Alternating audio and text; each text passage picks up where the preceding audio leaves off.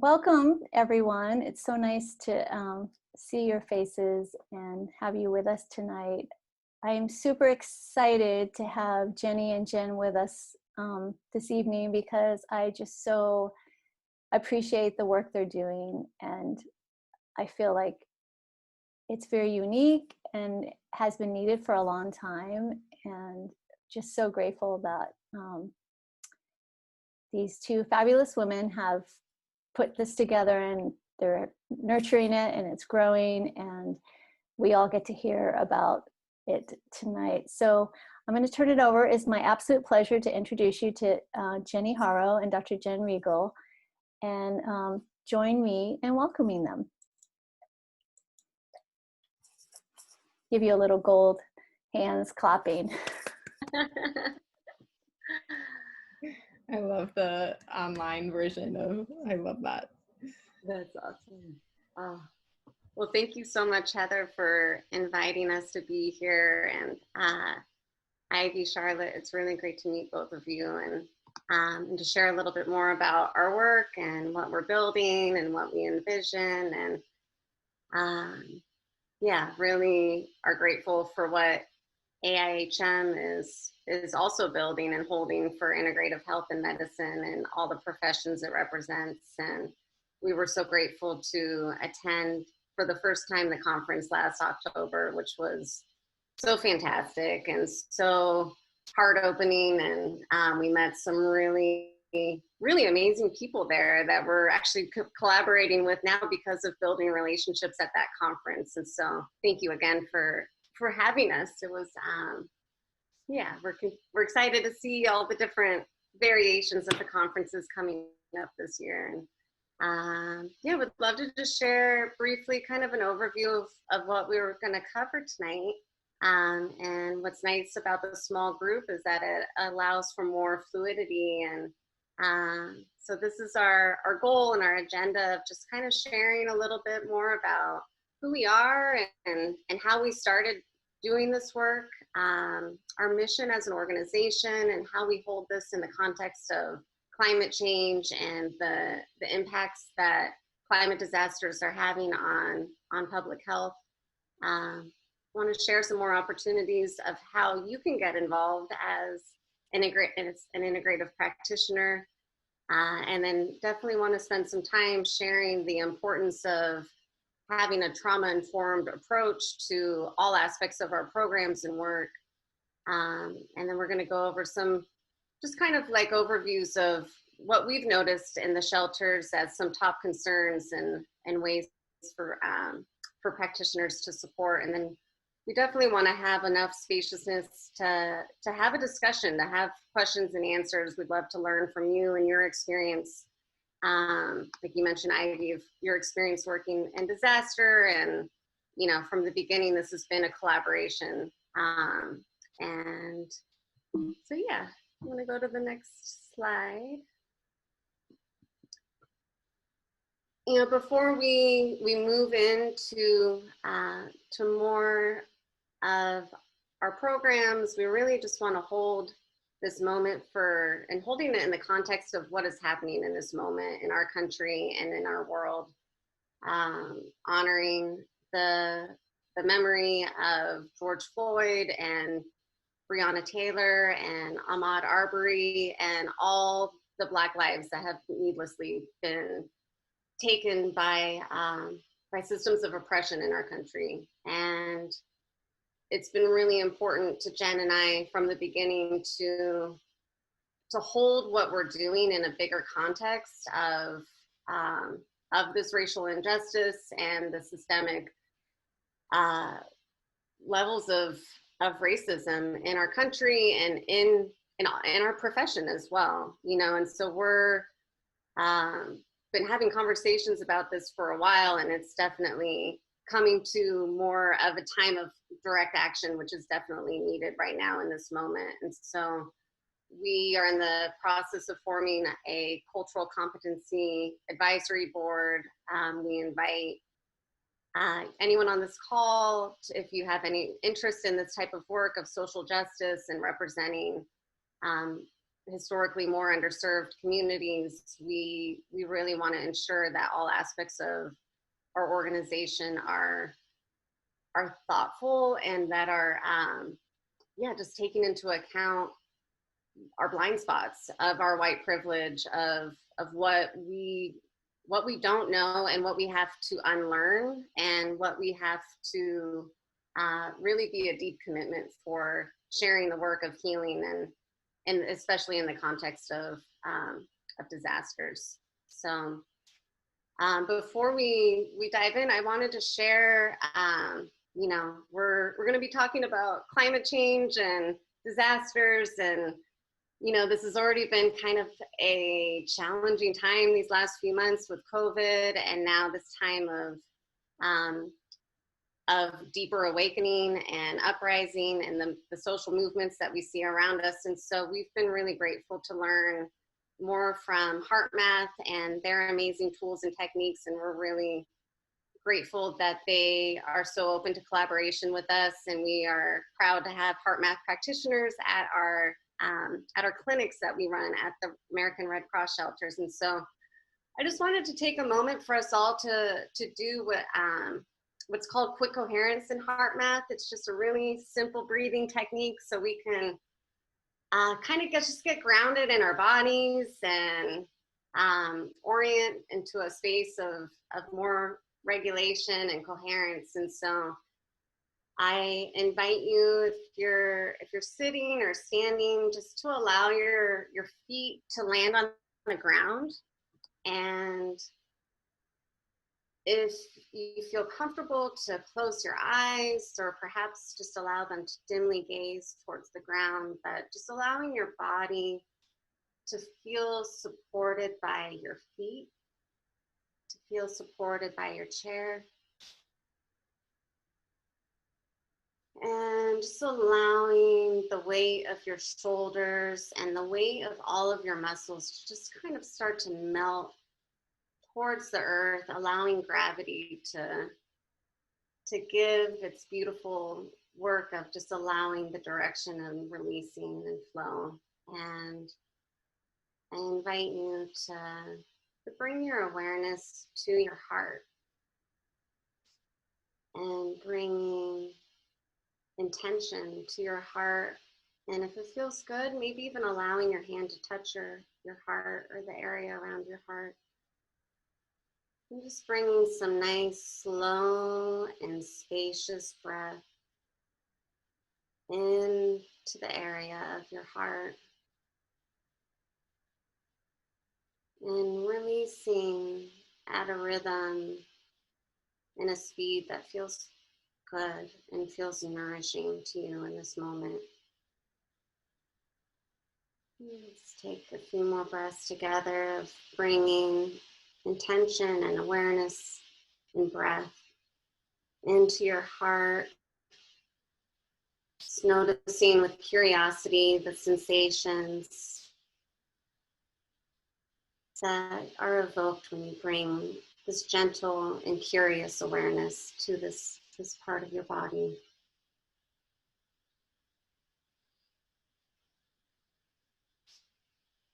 And I invite you to evoke a memory of a moment of joy, of connection, of nourishment, an image that evokes gratitude, that brings a smile to your face.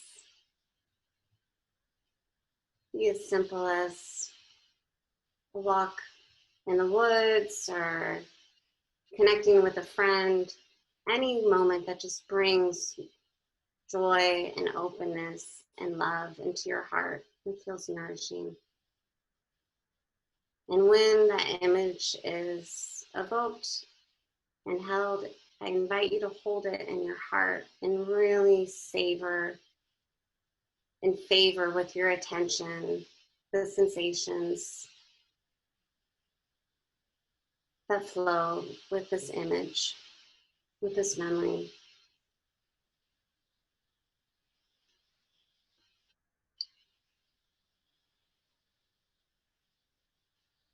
And noticing your feet on the ground, in your body, in your chair. I invite you to shake your body or your hands and allow yourself to slowly come back into the space, into our virtual circle. Thank you for joining me in that. You know, it's something that we've really learned from doing on the ground disaster response work, is that all the little mini hacks of building resilience along the way, that we have tools at our disposal that we can just check into, even if it's for 30 seconds or a minute or 5 minutes, to build coherence, especially as practitioners, as we're interacting with people who are deeply traumatized. We definitely don't want to bring our overwhelm or our trauma to the table with that. And so thank you for sharing with me. And let's, Jen, if you want to go to the next slide. And also I want to say we're open to conversation at the end. We'd love to hear your thoughts about what's happening in this moment in the context of these many global movements that are happening right now. An introduction to who we are as an organization. I guess we should introduce ourselves more as people as well real quickly. My name is Jenny Harrow. In addition to being one of the co-founders of Integrative Healers Action Network, and executive director now, I'm also an integrative health coach. I am a nature therapy guide. I'm a guided imagery practitioner. I studied and did my master's in integrative health studies, which was an emphasis on health coaching and a really beautiful, overview of all the different sorts of mind-body medicine to bring to health and healing. And Jen, I'd love for you to introduce yourself before we continue on too. I'm Jen Regal. I am a naturopathic doctor and a co-founder of Integrative Healers Action Network, and currently I am the medical director of AIHM as well. I have a private practice in Santa Rosa, California, and I clinically have been really enjoying diving deep into how to shift trauma into resilience. We also have a portion of our project at AIHM doing work after disaster that I kind of lead in our environmental medicine work, because naturopathic doctors tend to be one of the only profession types that spend a lot of time learning about that and learning how to transform chemical toxicants and get them out of the body. So those are my roles. Thank you. So who are we? We go by AIHM for short because Integrative Healers Action Network is long, even though it very aptly describes what we do and what we are. We are a network of volunteer integrative practitioners. We are an emergency and disaster response organization, and we are a community partner of the American Red Cross, which allows us to set up integrative health clinics at Red Cross shelters during and immediately after a major climate disaster in California. As I mentioned before, we're currently only operating in California. That's where our agreement with the Red Cross is, and it's where we're located. We're in Sonoma County, both of us, and we're grateful to set up clinics at the Red Cross because it really gives us access to being able to serve and bring integrative health and medicine to what are often some of the most underserved members of communities impacted by disaster. Next slide, please. This is a picture of Jen and I at our first clinic that we helped set up, which was in 2017. It was during the Tubbs fire, also the complex wildfires in Sonoma County. There were multiple that happened simultaneously in October of 2017. And at the time, it was the largest and most destructive wildfire in California's history. And which was surpassed in the next year by the 2018 Camp Fire in Butte County, unfortunately. And so during that 3-week fire response, Jen and I, among many other practitioners in our community, helped organize and set up integrative health clinics for evacuees, for first responders. This picture is at the Santa Rosa Fairgrounds, which was the largest Red Cross shelter in the county. And I'd like to give a little bit of context of our origin story, because part of it was just being at the right time at the right place. You know, Sonoma County is a community that is very familiar and open to integrative health and medicine. And so when we asked the Red Cross shelter manager if we could set up a clinic, you know, our fires happened right after Hurricanes Harvey and Irma had happened. So the National Red Cross wasn't on the ground yet. It was all local residents who were volunteering their time to help with the shelter. And so when we asked if we could bring massage therapy and acupuncture and naturopathic medicine and other integrative modalities to the shelter, they said yes. They allowed us to, and within a couple of days, we had over 2,000 practitioners from around Sonoma County and the greater Bay Area joining a Facebook group that was started. And through the power of Google Docs and Facebook and other social media, we were able to help coordinate what in total was 15 different clinics around the county. We were working with evacuees. We were at the firefighter base camps around the county. We were at 2 of the National Guard armories.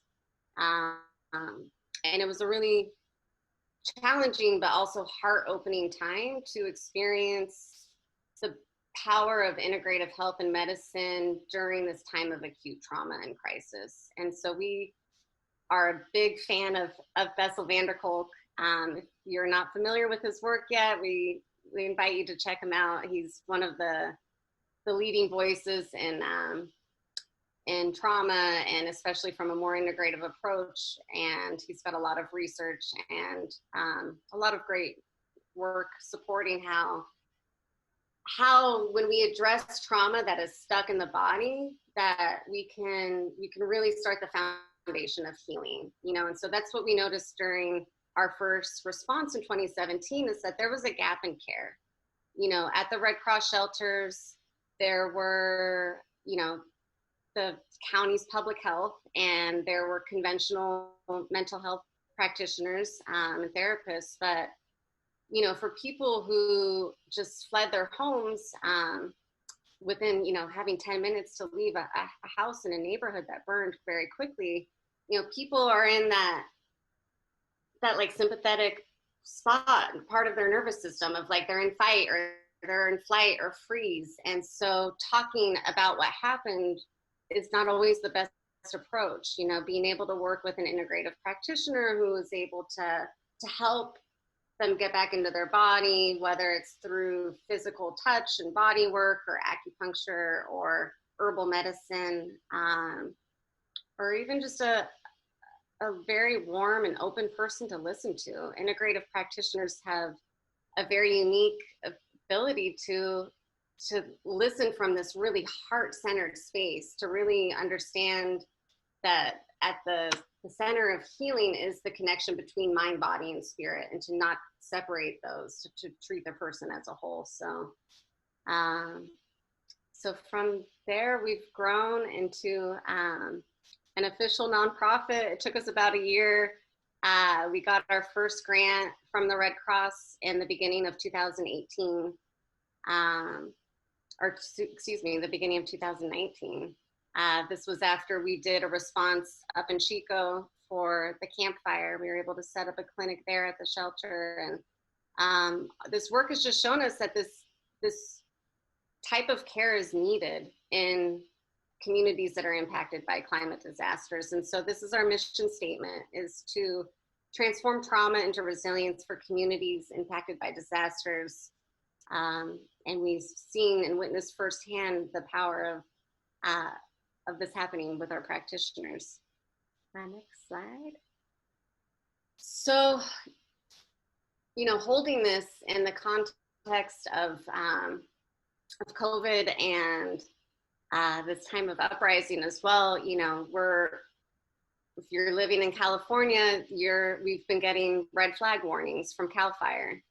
There's been multiple wildfires already, which is actually a lot earlier than we're usually prepared for. Our fire season is typically not until August, September, and the height of it is October. And so, you know, it's a lot to hold all of these different pieces of a pandemic and, you know, social movement and then climate disaster. You know, I was talking with Heather before the call about the New Orleans chapter meeting right now, and they're talking about the upcoming hurricane season, you know. And so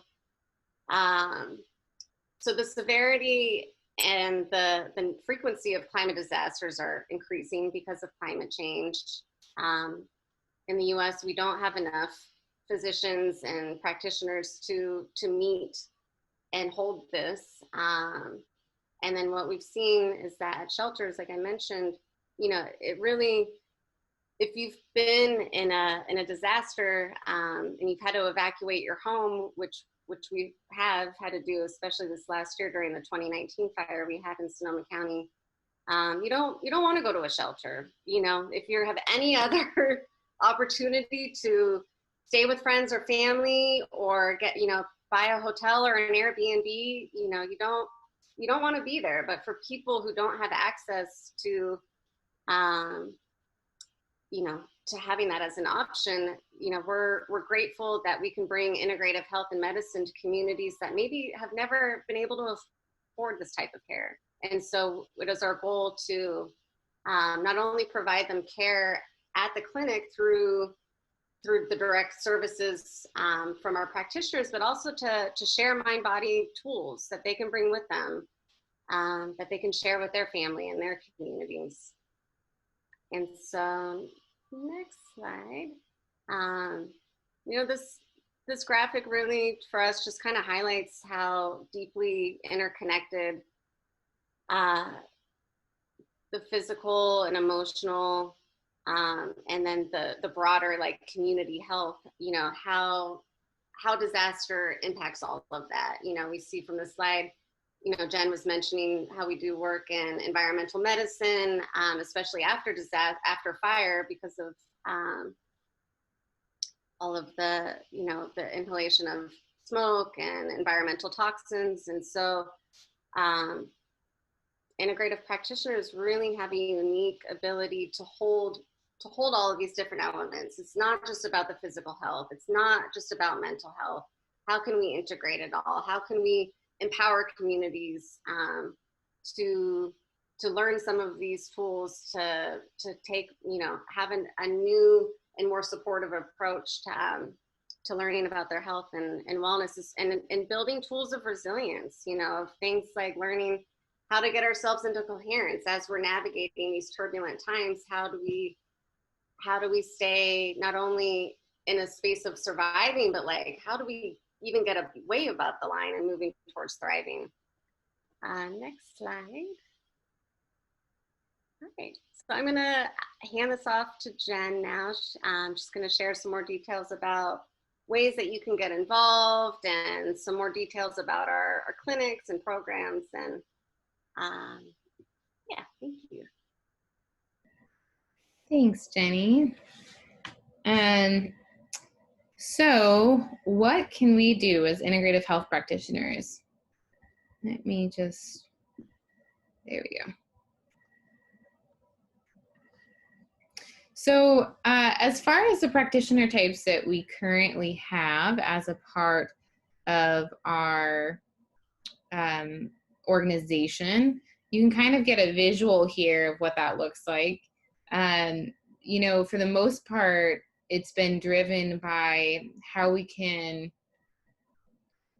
a couple of different factors, how we can check and make sure that each of our practitioners has gone through the appropriate amount of school, that has, you know, defined some of who our practitioners are, as well as, I just want to mention specifically for you, Ivy, because I don't know if you have other licenses or any other things you work under. We really are interested in having people that are knowledgeable about mental health. Currently, the Red Cross, at least in their spaces, they have a mental health team that they themselves have, that they keep kind of separate from what we do. And so if you have any more questions about that later on, so happy to engage in that conversation, because we recognize how important what you do is. So yeah, these are the different practitioner types that we currently have. And I will say that the mind-body medicine piece, though a lot of our practitioners of the different types that you'll see on the rest of the screen actually implement these tools, we're working on specific mind-body medicine tools that we can bring in, both as standalones and as while people wait. Sometimes we have lines, and while people are waiting for care, we want to make that a very healing clinic environment for them, where they can practice mind-body techniques and learn and regulate, and so that we can make sure too that when they leave, they have some resources that they didn't have before.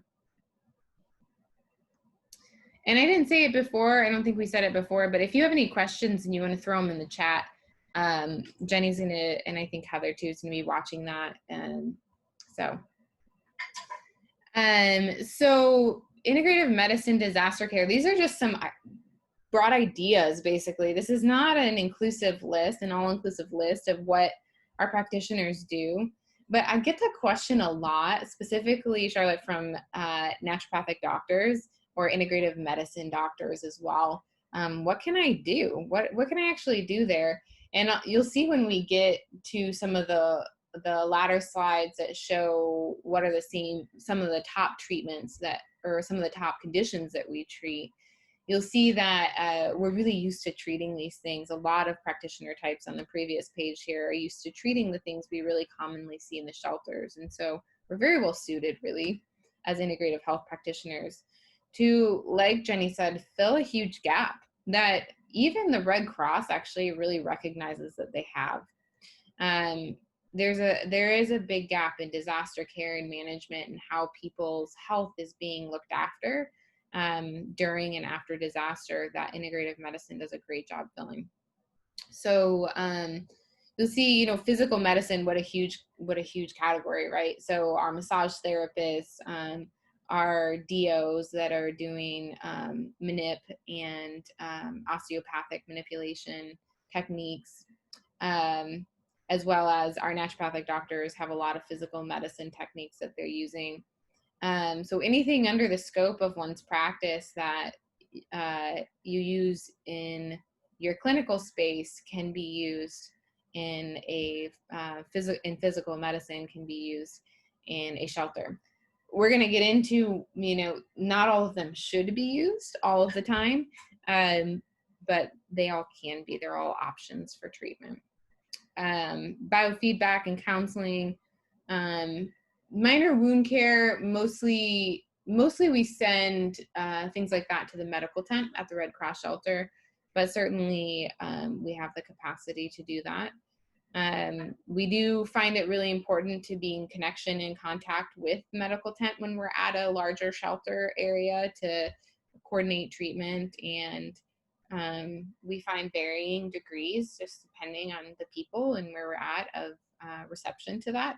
But it's an important piece to us to be in good communication and contact with them, and be able to answer questions about anything that we do.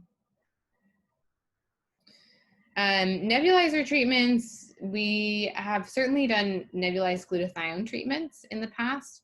That takes a special level of preparation and care from our integrative MDs, DOs, and our naturopathic doctors to be able to provide that, but it can be an incredibly effective and important treatment for people too. We often get supplement and herbal medicine donations that we're able to give out to people as well, that are appropriate for them being able to take them and go and not necessarily see them again.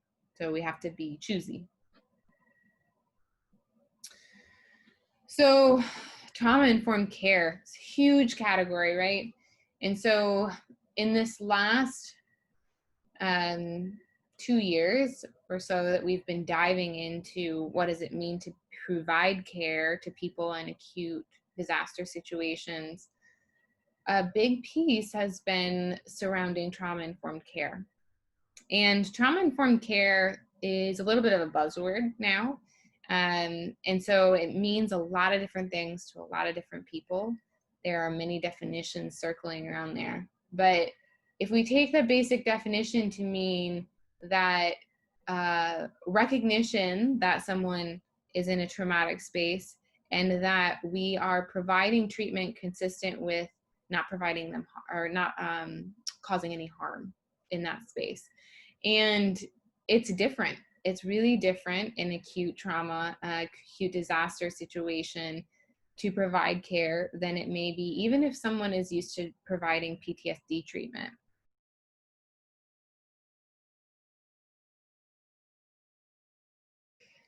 Yeah, community-wide, community-based trauma. So you have some experience, it sounds like, in that, Ivy. It's which is a huge part of what we see, which is something that is different in some ways that impact people both negatively and positively. When you have community-based trauma, I think of, when the whole community is in trauma, there are certain things that have to shift and change with how you're doing things. But I look at that, a lot of the resilience that comes from communities, I think, is based on the shared understanding that we can get through this together. And having other people go through a similar experience at the same time gives a shared language that can be incredibly important to healing as well. So this first bullet point on the special considerations might sound trivial. Like, we're used to people saying, okay, grounding yourself, what does that mean? It can be, again, be kind of a buzzword, but there is something really important to it. If you walk into a disaster space, we're not, for the most part, we're not operating in quiet, separate treatment rooms where there's lovely music playing and someone to check you in. And we try to provide as many of those pieces to nervous system regulate our patients in the clinics as possible. But as you physically enter the space, what it kind of comes down to a lot of times is you're walking into a space that a lot of people feel unsafe in. There may be smoke around, it's loud. People usually are feeling like validly most of the time that they have to protect their things. And so there's a lot of that kind of chaotic energy. And if you come in and your energy is not in your body, it's very difficult to remain present. And so really grounding and feeling centered ahead of time, there's a lot of different ways that we do that. And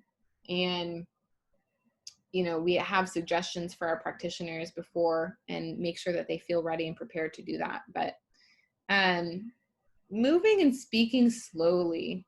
So, of course, during an acute disaster, if our nervous systems are ramped up, we have a tendency, first of all, to speak more quickly and to move more quickly, as in we're headed somewhere in a hurry. But also, even if we were speaking at our normal rate and moving at our normal rate, it can feel shocking and jarring to people who are in acute trauma because their brain is not, they're tracking you and any threat that you may have very closely. And their nervous system is in a completely different state. So if you want to be a healing force for them, very intentional movements. Asking for permission more than you're accustomed to for multiple reasons. One, because a lot of times people, again, that are in that acute trauma state, they will just automatically give permission and then think or automatically agree to whatever is being done without really thinking about, like, does this feel okay? And then they'll be in the midst of it and it doesn't, and it's hard to speak up in that space. So, is it okay if I put my hand here? especially really sensitive areas if you're touching someone's throat or around their chest, for example, or something like that. Treating them as if you'll never see them again. So most often in our clinic spaces, we have the opportunity and the reasonable expectation that we will see this person again. And in a shelter, you just cannot make that expectation in a disaster situation. People have all sorts of reasons for never coming back, and there is always a real possibility that we won't be able to come back as well, based on how safe it is or shelter moves. We had that happen this last year where we were set up in a shelter in Healdsburg, and we saw people for 2 days, something like that, I think. And the fire came closer and the shelter had to move. So all of those people were displaced. Some of them came to the same shelter that we went and set up at after that, or one of them, and some of them didn't. So you just never know what's going to happen. So given that, what will you do that you know is safe for them and that they could leave feeling reasonably confident that they can carry out any instructions that you may give them? Or if you give a physical medicine treatment, for example, and you have the expectation that that person will be able to follow up and work out any kinks that came up in treatment, they may not be able to. And just thinking about that in the instructions that you give, making sure that as you have people leave, that you give very clear instructions. We have implemented a rule that our treatments are between 15 and 20 minutes and no more. The reason for this is that when someone is in a really activated space, and there's a couple of different scenarios here, but say they're in a really activated space, which is appropriate in some ways for acute disaster. Their body needs to be able to respond to what's happening. We also want them to be able to sleep and to be able to function. And so that's what we're there to help them provide some stabilization. But we don't want to go from high activation to deep relaxation. And the reason for that is that we often find that when you go from high activation to very deep relaxation in a quick amount of time, they will rebound back to even higher activation. Or sometimes what'll happen is they'll get stuck in a freeze state, if you will, where they can't operate, they can't function. I've heard of this definitely happening to people who are on the front lines of healthcare, where they're going to get care and they're going into deep relaxation and they come out of it and they're like, I can't function. I can't do my job in the ER. I am having a hard time staying awake. And they've just gone into this very deep relaxation freeze mode. So part of it, keeping those treatments short, is that we're providing enough stabilization for that person that they're able to come back towards center and balance, but not so much that they're going into super deep. Low force. So this comes up in a couple of different ways I think about. So think about chiropractic adjustments, for example. People's bodies in trauma are most often very clenched and tight. And so working on people, especially in physical medicines, with the expectation that you want to be gentle because they may have more reactivity to the treatment than you think. And this last one, holding space for what they need. So really important as practitioners in general, we want to be free of bias and expectation and just be present, right? And it's very important to have even more of a consideration of that of someone who's in trauma. What do they need in this moment? And it may look really different than what you would expect. I see this a lot with kind of another bullet point on here, that people expect that someone needs to be in very deep relaxation, and that can sometimes be harmful. So just staying present with those. So this brings up a really important point, which is what is stabilization versus helping someone to fully heal? A lot of times what we do in acute trauma situations is more about stabilization. We want someone to be able to function for the rest of their day. We want someone to be able to carry out the tasks and activities that they have to do to stay alive, stay present, and stay together. And so one of the things that we think about for stabilization, there's a couple of them. Helping people to slow down, helping people to balance so that, if you see someone going really deeply into the negative of they can't see a way out, they're feeling desperate, helping them to balance that and be able to go back and forth. Not like sky is greener over here or grass is greener over here or sky is always blue type of thing, but to be able to balance, can they go back and forth? And that's a sign of nervous system regulation, that their body is that they're managing trauma, okay, is that they're able to see both sides. Not that they're always staying in the positive, but they're able to go fluidly back and forth how it feels right for their body.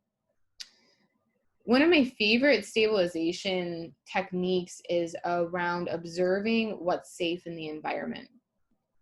So when our mind gets into projection about what has been, and it could, and that's what's going to be, of course, we can go into an extreme fight, flight, or freeze type of response.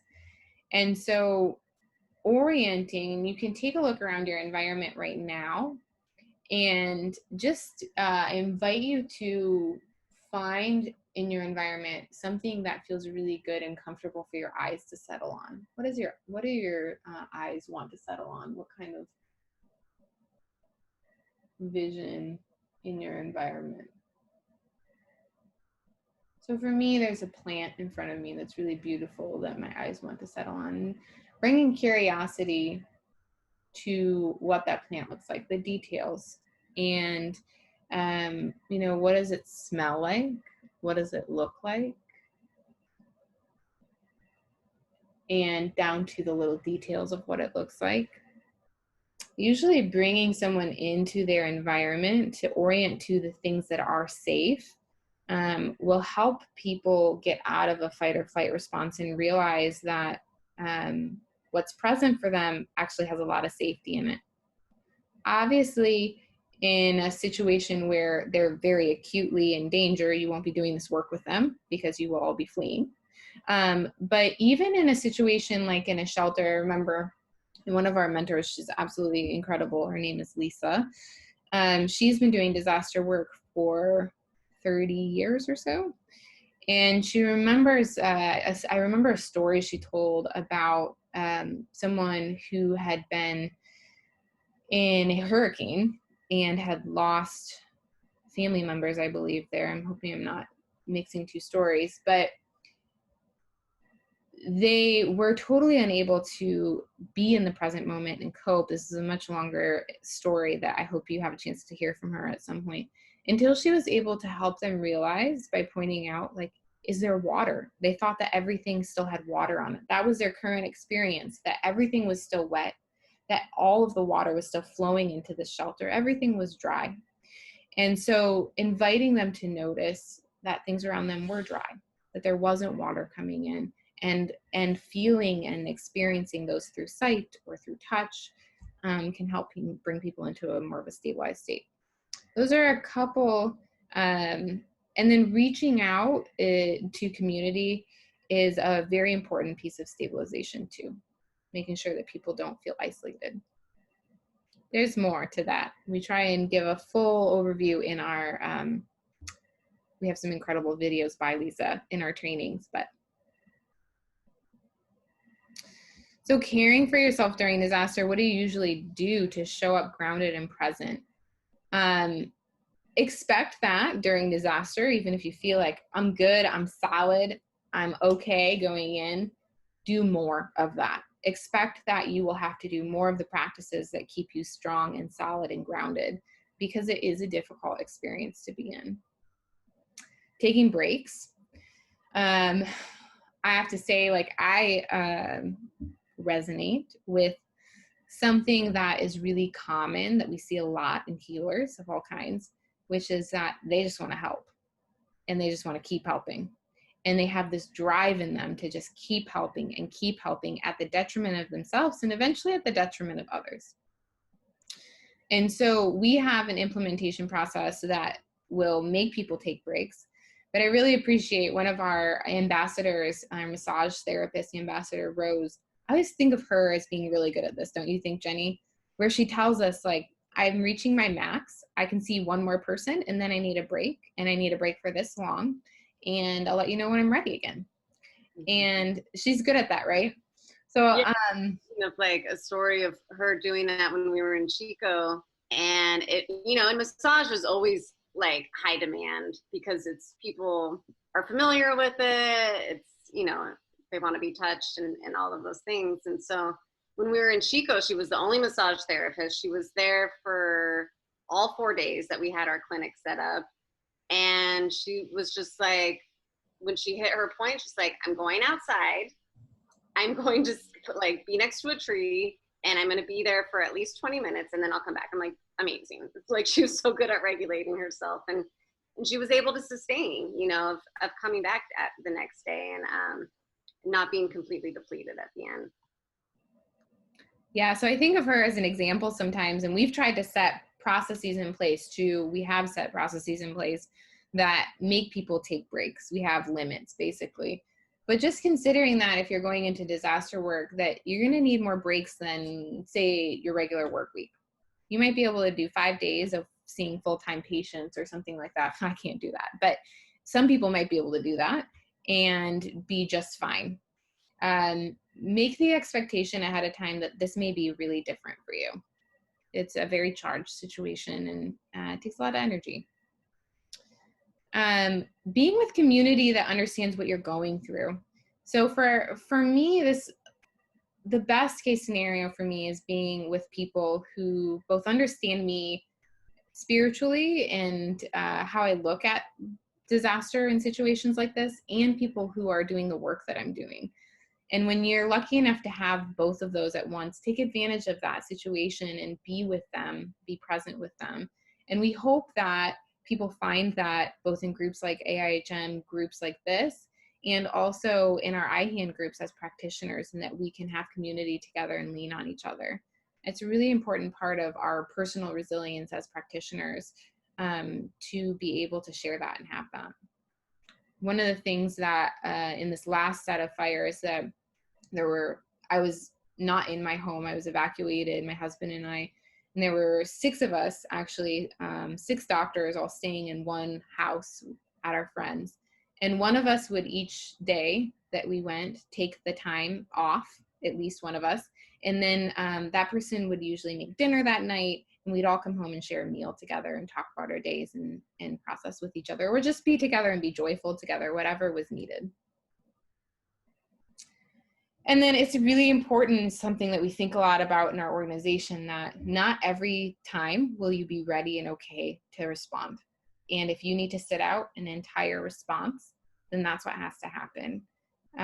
It's really important to take care of ourselves first. And if we don't take care of ourselves first, those are the situations in which not only will we potentially harm ourselves, but we can do harm to others. So it's really important process and piece. So, top concerns in the shelter. This is fluid, this is always changing, but these are some of the top things that we see. So insomnia is a huge one. People can't sleep. It's partially a nervous system response to what's going on, nightmares, etc. And part of it is very physical of, you know, they're in a room of sometimes 300 people, not separated by any walls, and on cots that aren't their comfy bed. And so, you know, there's difficulties with that in sleep. Obviously, psychological trauma, which we've been talking about, acute and chronic pain, pain that people have experienced before, pain that people have never experienced before, and it's just coming up, stress and anxiety, the GI illness, the viral illnesses often are really outside of COVID. This was made before COVID, but now, you know, we have COVID to think about too, or other pandemic situations. When you're in a space, you can imagine, of 300 to 500 people in a shelter, someone gets sick, they're all sharing food or sharing bathroom. It's one of the things the Red Cross is very diligent about looking for, and still often happens, because what are you going to do? That viral illnesses, especially GI illnesses, will often run rampant through shelters. So we have a lot of tools for that. So that is the end of that piece, and we want to just engage in any conversation with you guys, questions that you may have, experiences with disaster, or concerns about working in disaster, excitement about working in disaster, anything that you want to chat about.